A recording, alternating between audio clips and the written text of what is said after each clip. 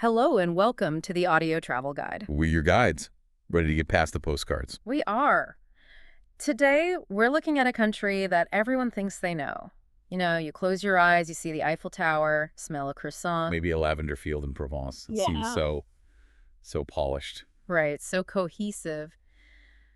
But that's not the whole story, is it? Not at all. That polished image is a pretty modern invention. If you scratch the surface, which is exactly what we're going to do, you find this history that is jagged, often violent, and just incredibly complex. And that's the mission for this deep dive. We aren't doing hotel reviews or debating which bistro has the best onion soup. We have other guides for that. Exactly. Today is strictly the history. We want to give you the context so that when you're standing in a square in Lyon or a village in Brittany, you know what ghosts you're walking with. Precisely.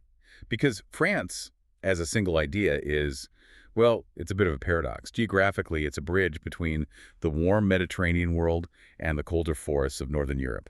And for most of history, it wasn't a nation. No, it was a battlefield for different tribes and empires, all trying to control that bridge. So let's go way back. Before the kings, before the croissants. We're talking archaic humans here, nearly 1.8 million years ago. But the really incredible stuff, for me, starts in the Upper Paleolithic era, say around 18,000 BC. Because it's more than just survival at that point. So much more. It's the birth of sophisticated culture. You're thinking of Lascaux. Of course, the caves and the Dordogne, those paintings. They aren't just crude doodles. When you look at them, the bison, the horses, Right. they use the actual contours of the rock to create a sense of motion. It's incredible. It tells us this region has been a center for high art for 20,000 years. It was never an empty wilderness. It was a canvas.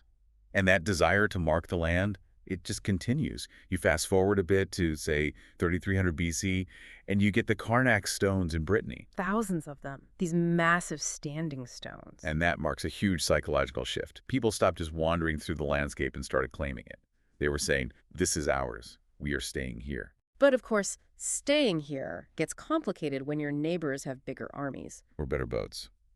Which brings us to the first major clash of civilizations. And I think a lot of travelers assume Paris must be the oldest city, but that's not right. Not even close. For the roots of urban France, you have to look south, to the Mediterranean. It was Greeks who founded Massalia, modern-day Marseille, around 600 BC. So they brought the olive, the vine. The alphabet.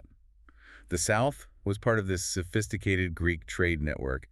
Meanwhile, the north was, well, it was different. Very different. The north was Celtic, the Gauls. Fierce tribes, amazing metal workers, but crucially, they weren't unified. And that lack of unity is what the Romans would eventually exploit. Enter Julius Caesar, and a name that I think is essential for understanding the French spirit, Vercingetorix. He is the archetype. In 52 BC, Vercingetorix does the impossible.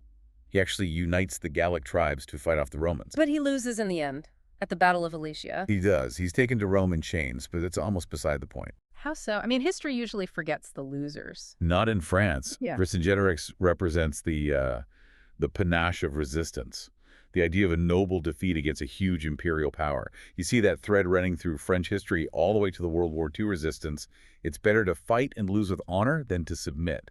So Gaul becomes Roman, but looking at the architecture that's left, like the Maison Carrée in Nîmes, it doesn't look like a suppressed country. No, it looks like they leaned into it. It became a Gallo-Roman fusion. The Gallic elites realized that Roman baths and roads and laws were actually pretty useful. They integrated. They did. And that infrastructure, the roads, the cities like Lyon, that laid the blueprint for what would eventually become France. But empires fall, and when the Roman structure collapses in the 5th century, you get a power vacuum. Everyone's grabbing a piece. Visigoths, Burgundians. But the tribe that sticks and gives the country its name is the Franks. A Germanic tribe, which is the great irony. France comes from a Germanic word. But the Franks, under King Clovis in the late 400s, did something incredibly smart. He realized he couldn't rule just by force. He needed legitimacy. So he cut a deal. You could say that. He converted to Catholic Christianity. This was a masterstroke. It aligned the Frankish sword with the authority of the church. And that's why France becomes known as the eldest daughter of the church. Exactly. And that alliance between the monarchy and the church becomes the backbone of French history for what, 1,000 years? It stabilized things, but it didn't stop invasions. The Viking raids in the 9th century, they sounded terrifying. They were sailing right up the Seine to Paris. It was a total crisis, and the solution was very, very pragmatic. In 9/11, the king basically said to the Viking leader, Rollo, look, if you promise to stop attacking us and actually defend this area, we'll just give you this chunk of land. And that land becomes the land of the Northmen. Normandy, and they assimilated Completely. Within a century, they're speaking French and building cathedrals.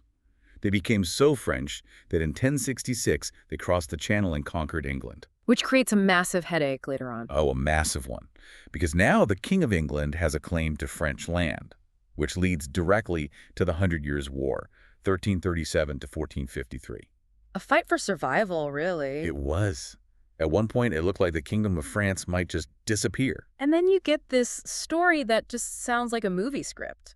A teenage peasant girl, Joan of Arc, shows up and says God told her to kick the English out. It's the most improbable turnaround in history. She lifted the siege of Orleans, she rallied the troops. But more than the military victories, she gave the people an identity.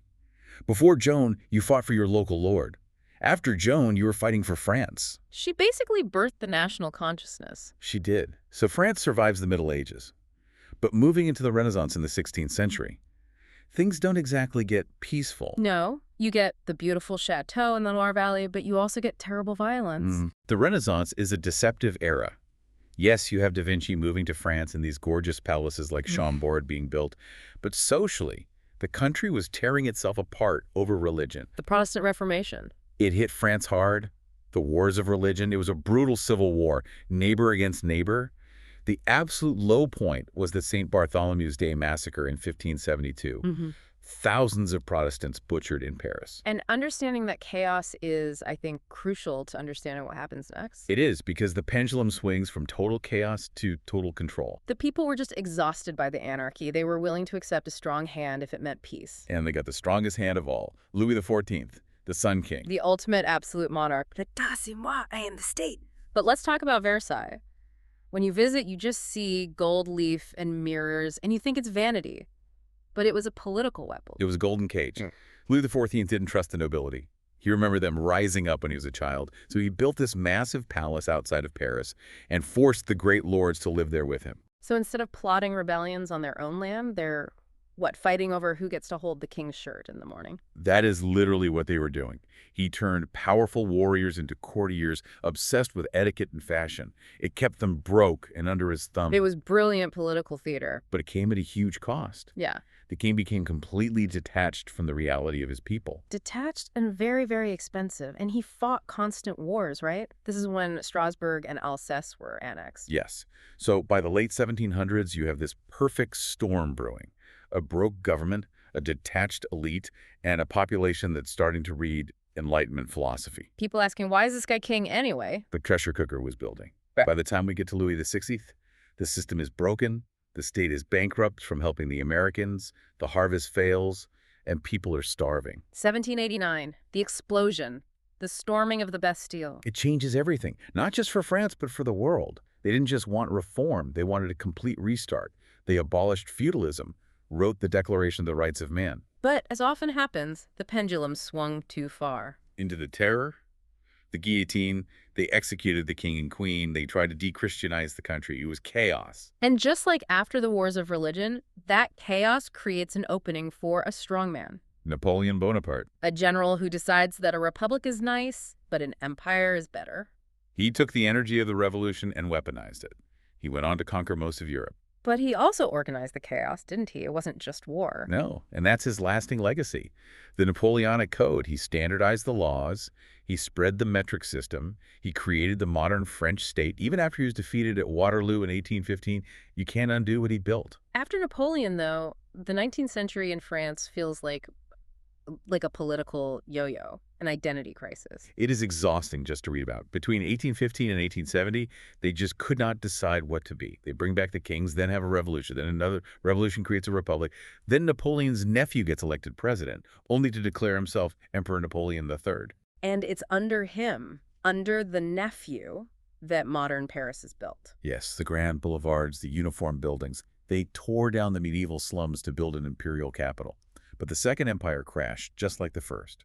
In 1870, France gets into a disastrous war with Prussia. And this seems like the real turning point for modern history. They lost, and they lost badly. It was a total humiliation. The emperor was captured, Paris was besieged, and most painfully, they lost the provinces of Alsace and Lorraine to the new German Empire. That loss, it just festers, doesn't it? It was an open wound. For 40 years, French politics was obsessed with La Revanche, the revenge, getting those provinces back. And that tension leads directly into the trenches of 1914. World War I don't think you can overstate the impact of this on France. The numbers are just staggering. 1.4 million French soldiers died. That was 4% of the population, but a much, much higher percentage of the young men.